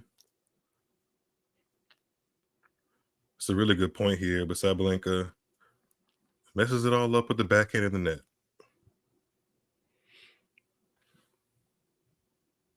I'd love to play on grass. There should be more grass court tournaments. I think I was talking to a friend today on my hike, and we were talking about some of the 250s in the States, and I think the 250 in Newport, Rhode Island is going to be in its last year next year. I think so. I think they're cutting that tournament or replacing it with something else. Yes. There are 5, I think, 250s that are disappearing of the calendar, and Newport is indeed among them. Kind of weird. It's a great location to have a tennis event at. I mean, it never really had a good slot in the calendar, which is a problem because, well, it's after Wimbledon. And you cannot really move it before Wimbledon because then no one is going to play it either. So wait, what's happening to it in 2025? Is it being replaced by something else? Yeah, basically there's some workarounds in the calendar. They don't want to have like 4 events a week, really. They're trying to avoid it if possible. And they are basically scratching like 5 250s or something like that, yeah. Interesting. I mean, I honestly do think less would be more in tennis, especially considering that we, like I say this often, but we have 4 Super Bowls a year. So, I mean, in some ways, I feel like you shouldn't knock off 250s, but I think in my mind, we might get even a higher level of tennis if players knew that they only had to play for like 8 or 9 months instead of 11 or 12, if that makes any sense. I don't know. I feel like a larger, like a smoother 2-month off season might even get us even higher quality tennis, and we might see less injuries. But what Down are the we gonna be stretch. doing during the off season? Well, that's a great question, but I'd have to ask my football and basketball friends, because it's not like there's not going to be any news that comes from, or Mm, it's not going to be like a lack of news to talk about, because people are mm, going to change coaches, and I don't mm. know. I don't know. I feel like in December tennis generally speaking is not a sport where like there's a lot of news when there's no tennis, when there's no Mm, tournaments. And I feel like in December maybe you don't really feel it because it's like what 20 days without tennis and you still get the WTA 125s. Well, then hmm there's like a couple of weeks where there's only a few non-streamed ITFs, which is a shame because these should be streamed for sure, the ones during Christmas. But basically, what I'm trying to say is that if you actually stretch that period out for 3 months, then there's no like the news would appear like every week, and yeah, how would Would we that be a earn bad thing? money? How would we Um, earn money as a yeah. sport, as a Okay, but I sort of do think I would not journalistic? be I would not be mad. But is that is that a strong enough reason to have the No, players play from it's one not. through? Okay, okay, It's okay, it's okay. not. But that's why I personally would want them to play 12 months a year. What I would love though is if 250s and up absolutely stopped like in October. Like maybe first or second week of October, we could move all of the finals and stuff like only a month after the US Open. Because the US Open ends the like the second week of September. So we could end 250s and up like a month after that and give the players the rest of October, all of November, and some of December, I feel like that could make a huge difference as far as injuries, performance, all of those things. If the players like the really elite players that typically have a good chance of qualifying for WTA finals and ATP finals, if they got a chance to like actually stick their feet up sometimes, that could be better. I think, in my mind, at least in my mind. The WTA sort of does that. I mean, they are ahead on schedule They to are, the men's. but they also have less events. Yeah, that's true. So I guess they really fit your preference then. Uh, Less events, less. the WTA does fit my preference. Well, a well organized WTA does Yeah. fit my agenda better. Sabalenka's trying to get out of a hole here. She's at 30 love 2-4 serving, and she does it with a really big forehand to set up game point.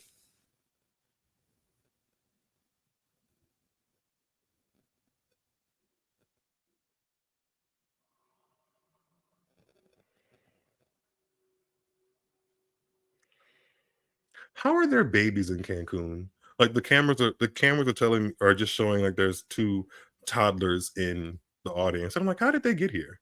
Like, I mean, I know how they got here, but like Cancun is such a touristy. I associate Cancun with like adults and like pre-adults having a great time, not babies. I mean, someone has to live there, I suppose. Yeah, but yeah, I guess. It could be just local residents. True, but I never hear people being like, "Yeah, I'm local to Cancun." Like, I've never heard that before.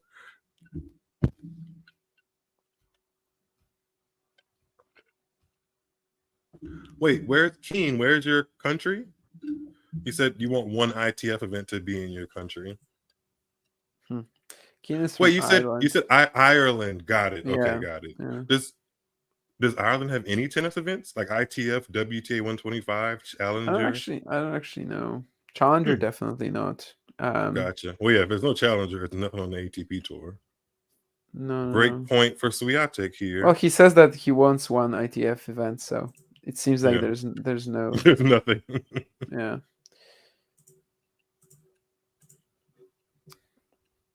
Start a hashtag, Keen.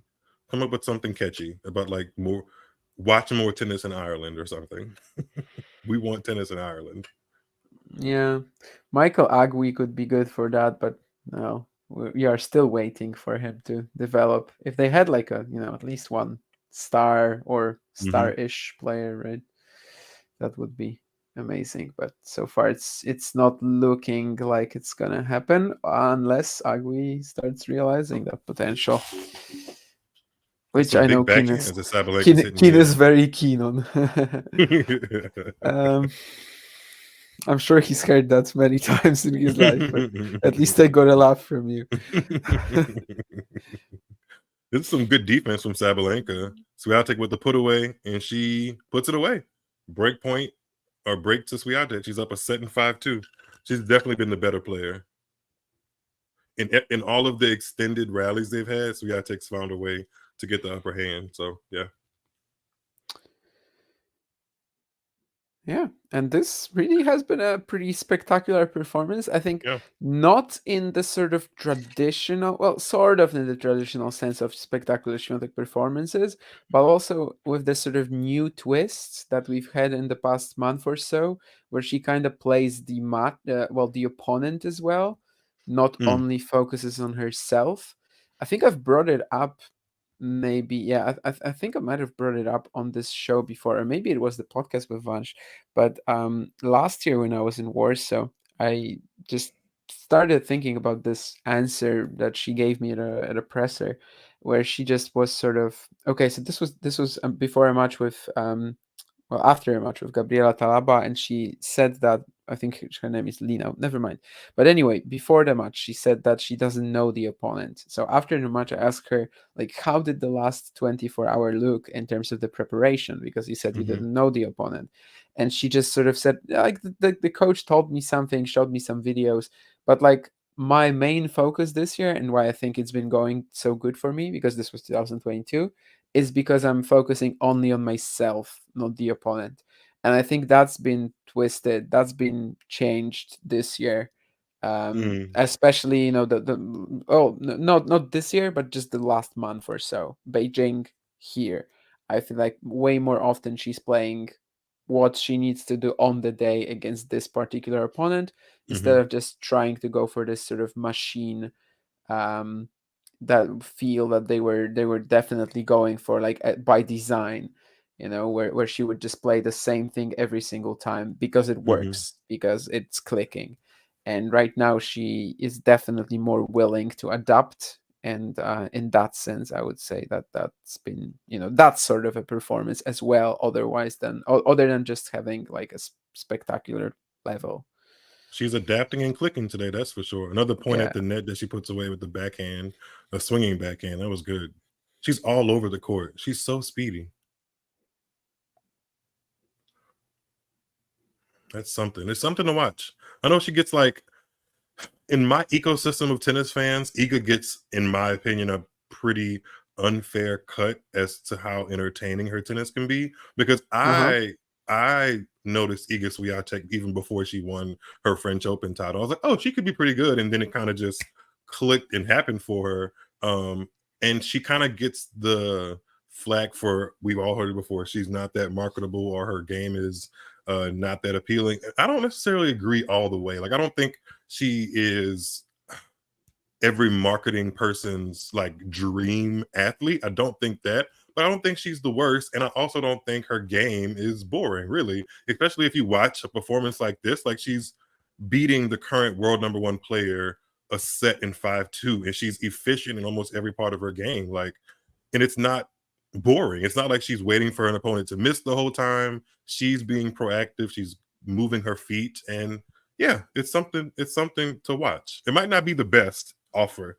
It might not be the best entertainment offer in the world, but it's definitely not the worst. And sometimes I feel like people talk about her as if she's the worst. Like, she's terrible for women's tennis because she wears a hat. Like, all of that stuff is kind of that stuff is No, stupid. that argument was just insane. So And stupid. most of them are. I mean, obviously she's one of the more entertaining players on the tour. If the most, that's like personal preference, I think.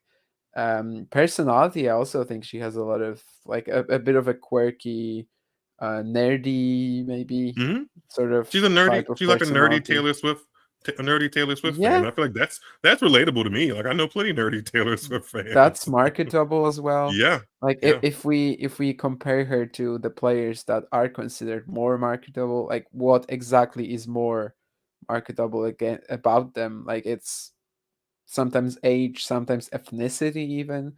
Like that's not something that we can blame people for or praise them for. And yeah, I don't really see, like, if you get, I don't know, Emma Raducanu and Iga Świątek, and one is obviously so much more marketable and earns a lot more money, even though hmm she might not play for like a half a year every single season. Yeah, that's just the way the world works. But it's not like Świątek is not a road to tennis, and that the more she wins, the more marketable she gets. Agreed. She does have a very distinct personality as well. hmm Remind me to circle back to Keen's question about ATP and male fans, or excuse me, WTA and male fans, because that's an interesting question. Okay. Derek is saying the hats make her unique. The only thing the hats do to me is like really pin home the resemblance she has to me to Justine Inna. Sabalenka had a backhand lined up and she missed it, which causes a match point for Swiatek. But yeah, Swiatek does remind me of Justine Inna. Sometimes if I'm like looking too quickly, I can kind of see them, because I was a Justine Inna appreciator, not a fan, but I appreciated what she brought to the court. No, I'm honestly laughing at the reaction after this win. That was some bottled up emotion. I haven't seen it Wow. yet. Does she do? Is it a big Yazda? Oof, That was I don't know. I don't know if it was a oh Yazda, but yeah, she did let it out, yeah, and that was a terrible return from Sabalenka at the end of the it match. was But yeah, massive. that was a great match from Swiatek. I mean, one of the Yeah. best I've seen her play. I mean, I know she won Beijing just a couple weeks ago. I didn't watch too much of that, so she may have looked even sharper. But since the U.S. Open, that's the best I've seen her play for sure. Yeah, Beijing was like her best tournament of the year, I think, for me. It could Okay. be a bit controversial with Doha, but at the same time, WTA Finals, yeah, this match was absolutely fantastic. Just Yeah, that was great. so sharp. Yeah, didn't really go out of her way, I guess, and just played what was required of her on the day, which actually is a compliment from me, because that's something that she kind of struggled with. Well, if you're listening to the sound of me and Damien, I don't think I've actually said my name on this entire stream. My name is, if it hasn't shown in like the actual text, my name is Miles, and you can follow me on Twitter and Instagram and socials at Tuned Into Tennis, not to be confused with Talking Tennis, which you should be subscribed to. But if you're interested in how like my thoughts and opinions and stuff in tennis work, make sure to follow me on socials at Tuned Into Tennis. And we're about to get tuned into some more insight from another tennis analyst that I really appreciate insight from. Ghosty said, Hey, yes, it's Miles, Mr. David, if you're nasty. Hey, Bunch. hey guys, how's it going? Hey, Vanch. We just watched a pretty good match. That was a good match. What an amazing performance from start to Yeah. finish. Really. Just she was just so dialed in, really, from 1-2-30 all the moment they stepped on the court, and you just got a sense that Swiatek was the more comfortable player. Certainly, the conditions finally allowed for some really good tennis. Actually, Yeah. at times, even though the scoreline was 6-3, 6-2, there were obviously some tight games in the early part of the second set, and I thought just the intent right from the start, the footwork, the spacing that Swiatek had on her forehand, especially the way she was able to repeatedly serve to the Sabalenka forehand, and Sabalenka just didn't quite have the answers a lot of the times. Missed several returns on that wing, just couldn't really control that side in rallies as well.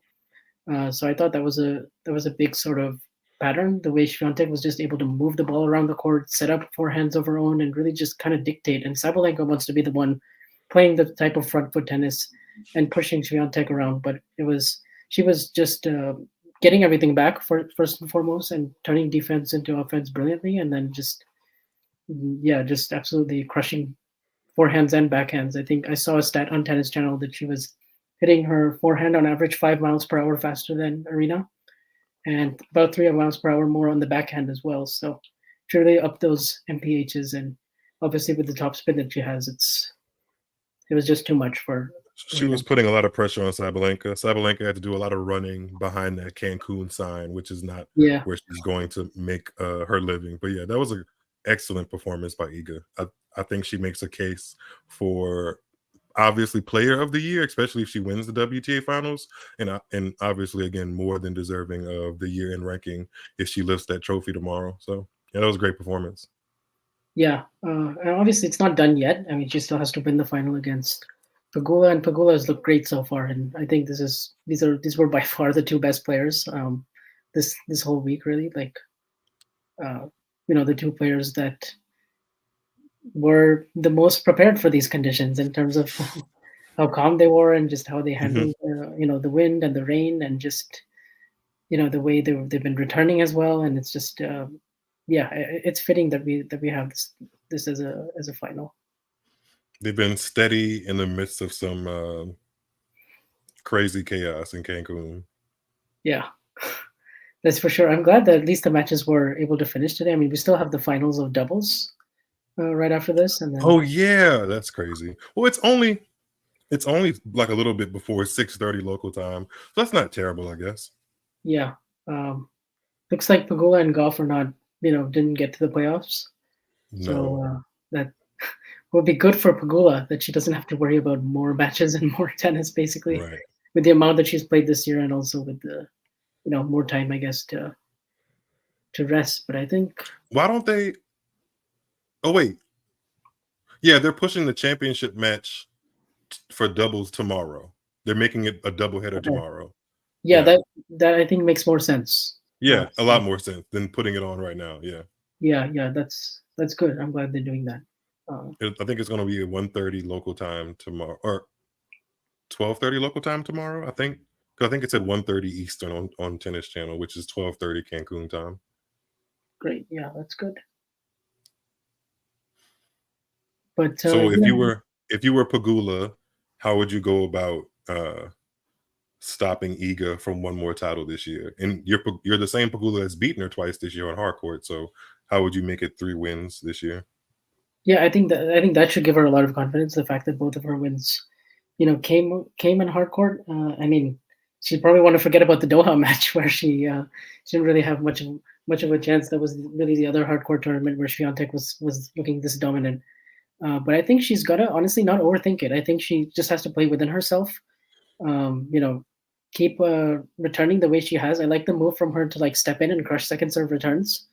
And I think she'll be a bit more prepared tactically than Sabalenka was. She'll know, she's one of the best returners on the WTA, and she's going to be prepared to absolutely crush second serves. I think she's going to be also prepared to slice, throw in some change-ups as well from the back of the court because of her. I think she moves the ball around the court extremely well. She's been dealing with pace exceptionally well as well. It's going to be interesting to see how does she deal with the different heights and spins that Iga can throw at her in the baseline rallies. But honestly, I think she just has to take her chances, play just super attacking right from any second serve or any shorter ball that Swiatek really gives her, and just pounce early in rallies and not let Iga's speed kind of take over the match, speed and athleticism, and just play on her terms.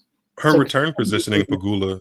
Her return positioning, I remember distinctly against Sabalenka in their group stage match, was really aggressive. So it'll be interesting to see if she kind of takes that into the match with Swiatek, especially if she gets a second serve like Swiatek can do, like with the rolling top spin second serve that she usually uses. It'll be interesting to see if Pegula can take advantage of that. I'm looking forward to the matchup. Now that I've seen Swiatek play great tennis and seeing Pegula play great tennis this week, and knowing Pegula is 9-0 in Mexico with the Guadalajara title last year. Yeah, it's just going to be an interesting match for the last match of the WTA season.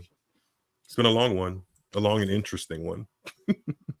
It has, yeah. It's been long and eventful, I guess. And yeah, John is asking where does this leave Sabalenka? I'm kind of wondering now if Sabalenka should have played one of those, played one more tournament before Beijing, maybe just for points.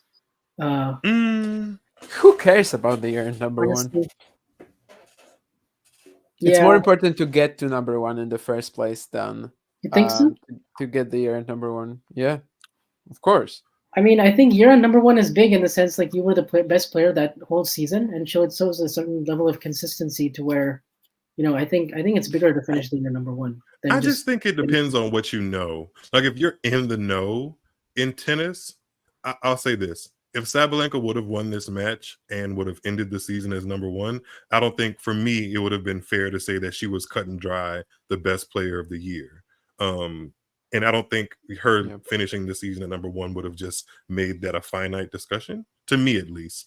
But she has played the best tennis she's ever played in her career. It would have been nice to have that, but I'm not sure where this loss to Like Swiatek it's not worth killing puts her. yourself for. Yeah, I agree with unless that. it's unless it's something like unless Sabalenka had never been I'll put it like this: unless Sabalenka had been world number one a couple different times, but had never been in a position to finish as world number one, then maybe I could see why she would kind of add some things to her calendar to kind of get that specific distinction. But you know, the 2023 is still going to be looked at as a season where she ticked off two boxes, which is getting to world number one and winning a major. So I don't think she should be too disappointed. I wouldn't be. So, someone asked me just a day or two ago on Twitter, like, why doesn't Swiatek play a WTA 125 after the WTA Finals to get to year number one? And I was just like, yeah, no, but I was it's just thinking like it's Tokyo, just not that because important, Swiatek, I guess because Swiatek played Tokyo and Beijing, and it wasn't a situation where Sabalenka had an overwhelming lead in the points. So I thought if Yeah. she had played the same schedule as Iga, maybe things could have, maybe she could have increased the margin a little bit. But I think she can be What proud for? of the consistency in terms But of like, Sabalenka also went deeper in that U.S. Open, so she probably that's a good needed a point. little Yeah, bit of more time to kind of just reset yeah, before I think going she to deserves Asia. some time off, especially Yeah. after. But also, how heartbreaking that final must have also been for her. So, I'm not gonna look at this as like a regret for Sabalenka because I just don't think it matters. Like, yeah, really. fair. I think she can be proud of the consistency she had at the big events, like getting to all four semifinals and getting to the semis of the WTA finals. I mean, that hasn't been done on the Yeah. WTA since Justine Henin in 2006. So it's been 17 years.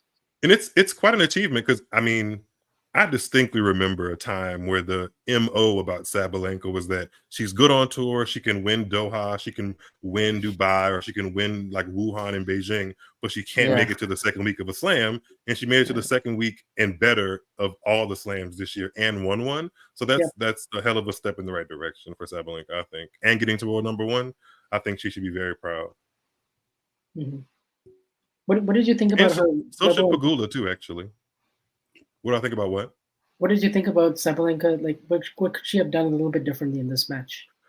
I was saying earlier to Damien that it didn't seem like she was all too invested in putting out like positive emotion. Like, because there were a couple of points there where like she played good tennis, and I guess maybe because she was always on the or mostly always on the back foot against Swiatek, but it was almost like she was too focused on being calm instead of letting some of that good energy out in some really well played points. So maybe that could have helped. Definitely better serving could have helped because for the first half of the match, she wasn't really going for her first serve until she really got like kind of down in that second set and really tried to put some more miles per hour on it. That should have been the plan from the get-go. But yeah, she just didn't look sharp. And Swiatek was playing some of the sharpest tennis that she's played all week, if not the second half of the season. So Yeah, I did feel like that as well. That she was just sort of tame and going through the motions rather than actually, investing herself in the match. Maybe it just tells you that there was more tension on it, and that Świątek handled that better. I mean, Świątek definitely had a lot of it bottled up in herself as well. I mean, we saw that reaction when she won, right? But it was like it motivated her. Whereas for Sabalenka, it just seemed like she was just sort of she was there on the court, but she didn't really feel like herself, I guess, if that makes sense. Which, of course, these things we can only really speculate on them. But in terms of tactical in terms of tactics, I think that sort of comes in second here. I feel like it was just more important that Sabalenka sort of was overrun by Swiatek and didn't really reply. Yeah, she certainly looked like she was playing a little bit better at the start of the second set. It was that really long game in the third game, I think, where they had like 4 or 5 deuces, and she there was this one exchange where there was just exchanging these forehand cross courts, and then Sabalenka just ripped one down the line, really deep and heavy with a lot of pace, and Swiatek just barely got her racket on it and managed to throw a backhand lob and just reset the point. And I mean, if Sabalenka wins that game and somehow holds on there, maybe she could have got something positive to kind of build on in the match as far as scoreboard pressure. But she was kind of playing from behind the whole time. Yeah. Yeah, it does have like a bit of a sour taste to it that this match was not competitive. But, well, one player just truly stepped up. Yeah. And the other wasn't ready for it, it just seems. It wasn't a whitewashing, though. It wasn't like... I've seen Swiatek play even better, which is kind of scary. And yeah, 6-3, 6-2 in like what, an hour and 15, hour 20, something like that. Yeah, but at the same time, it could have the build up to the match and how the yeah, actual match went didn't really go and hand that in there hand, was for just sure. no drama whatsoever about it. Just a Like, little bit. Just a little bit. Yeah, almost no drama. There was no like momentum shifts, even when Swiatek played in Stuttgart against Sabalenka. And actually had less. Well, only saved one breakpoint there. I think only needed to save one breakpoint, and here she had two. There was simply a moment in this match. Let's say, I don't know, it was maybe at 6-3, maybe the break in the second set, where we just sort of started talking as if Swiatek has already won. It felt And inevitable, yeah. that It definitely wouldn't felt really inevitable. happen in Stuttgart. That wouldn't really happen in Stuttgart, even though she only had to save one breakpoint there, and she won pretty comprehensively as well. I feel like every single game you were sort of looking at Sabalenka as a potential, comeback. Maybe this is where she pushes Swiatek. Maybe this is where we get some moments of drama. Here, it just never really had that feel to it, and I think it was mostly because Sabalenka was sort of overwhelmed by whatever. I don't know if it was the occasion, if it was the year-end number one, if it was the fact that she was playing one of her biggest rivals in such an important match. I don't know, but one player today was not quite fully herself, was not quite the brave and bold Sabalenka that we know, and just this against that version of Swiatek. And also what I said earlier, I think Vange probably wasn't there yet. So there was this I basically mentioned that, in Beijing, Swiatek sort of started playing the opponent, the match, the whatever is happening on the day. She is reacting, adapting, adjusting to it, and that was also a good example of that. Like she went for pretty big targets. When she got in control of the points, she was just outmaneuvering Sabalenka, not necessarily trying to outhit her, which I think in some of these earlier matches, like the Madrid final, it was probably more of a, we're just trading blows, and eventually Sabalenka wins in free. Here, she just plays a much smarter, much more. I think you used the phrase within herself when it came to Pegula, but I think Swiatek played very within herself today, and that's really good. I've enjoyed that as a standalone individual great performance. It's a shame it wasn't a competitive match. I think they'll just put this one under the YouTube highlights or like in the content booth of what we were saying earlier. Iga Swiatek goes God mode. Or maybe the day when Iga Swiatek won the year-end number one. I know it wouldn't Something really technically be dramatic. right, but if she beats Pegula somewhat comfortably, then you could, sort of say that this is the moment. The day that Swiatek proved that she's the best player in the world. Something like that. The day that Swiatek won the Best Player of 2023 award. She probably will, actually. I mean, if she wins the WTA Finals, I think she definitely will. Yeah. Yeah, same. I don't know if that's that'll actually be right. 7. Like, I think it's very arguable, but I think she definitely will. Yeah. I would vote for her. Like, I think that would mean she's won 7 titles this year. So we're talking Doha, Stuttgart, 6, I Roland think. Garros, Yeah, 6. Yeah. Warsaw, Beijing. No, I think it's 7. Stuttgart or Doha, Stuttgart, Roland Garros, Warsaw, Beijing, and then WTA Finals. That would be 7. Wait, 6. Sorry. Wow. 6, yeah. Wow. Wow, Miles. I'm sure there's an English teacher or a math teacher looking at me and No, just but shaking that's their head. no. She has 7 this year, right? Yeah. No. It's Am I 6. missing something? It's I'm 6. pretty Yeah, it's sure 6. it's 6. Yeah. Really? I mean, she doesn't have 7, of course, and she doesn't have 6 yet. But fair. Never mind. 500s, Pagula wants to stop all of that. Pagula wants to put all of that to Yeah, stop. because she didn't have 10. She didn't have 10. She had 11 before the start of this year, right? That's my confusion. Yeah, because it's 17th that she's going for here. Never mind. I mean, anyway, yeah, that's a bit of an argument. Yeah, I agree. Kind of So cool that though she that just she has would have a lot won more a title at titles. every level, basically from a 250 to a slam. Yeah.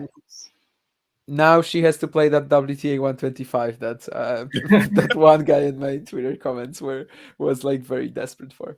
Do you Why? think it Montevideo was or kind whatever of is an coming.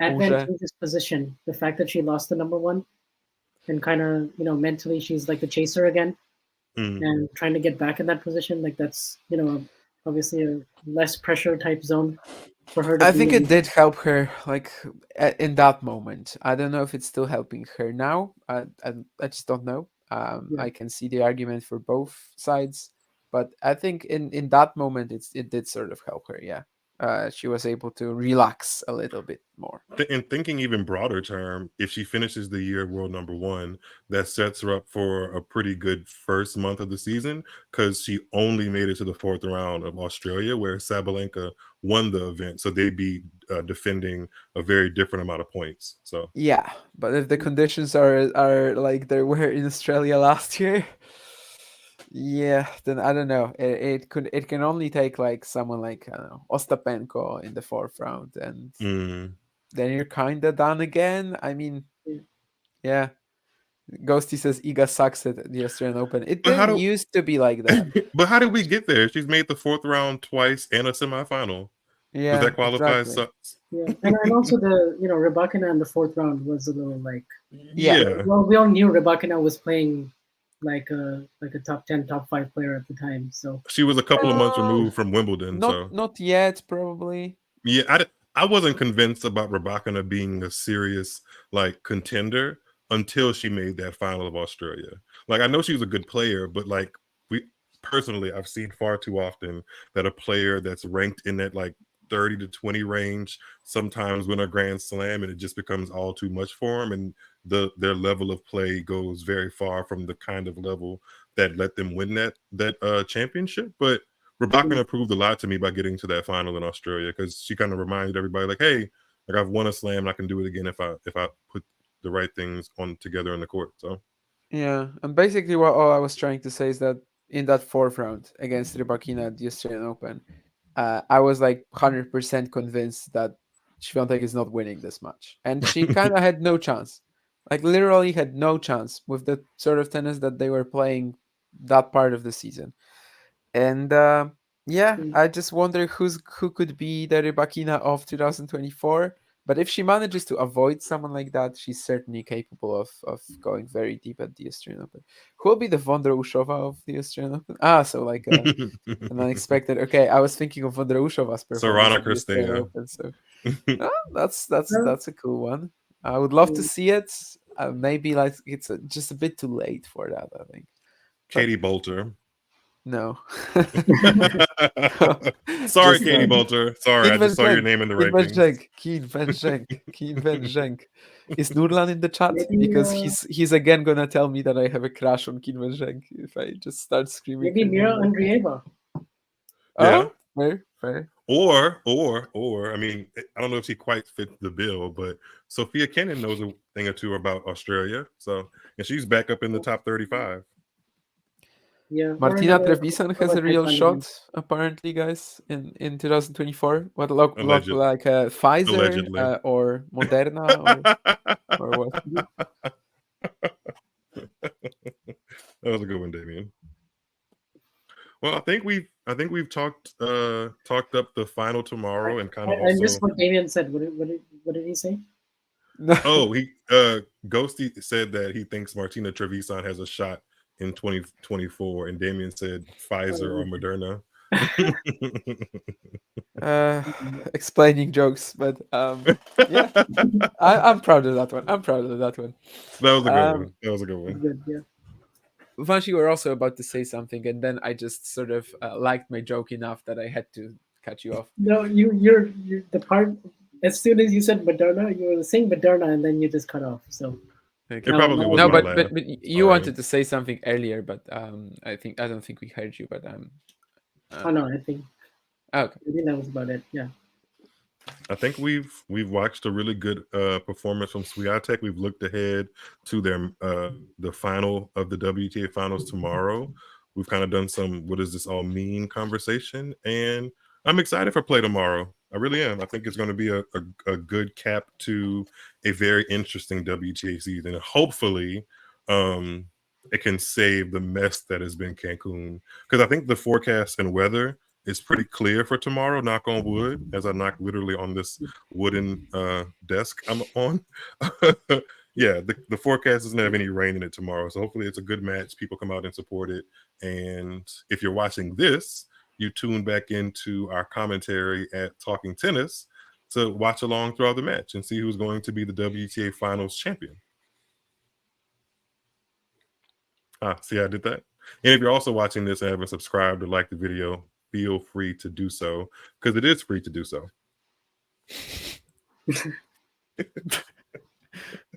Yeah. All right, I think that's it, guys. Are we going to close off our stream with some words from our producer? I think Our producer isn't here, so yeah, He's on his way to Seville, so make sure you tune in for that. I think we'll just do it manually. Do I have to do it? I guess I have to do it. Right? I think you have the privileges, but this has been fun, guys. Make sure to follow me, Miles David, Vanch, and Damien on all of our socials. And yeah, watch the WTA Finals once again tomorrow. It should be fun. Yeah, see you guys. Bye. Have a good one. See ya.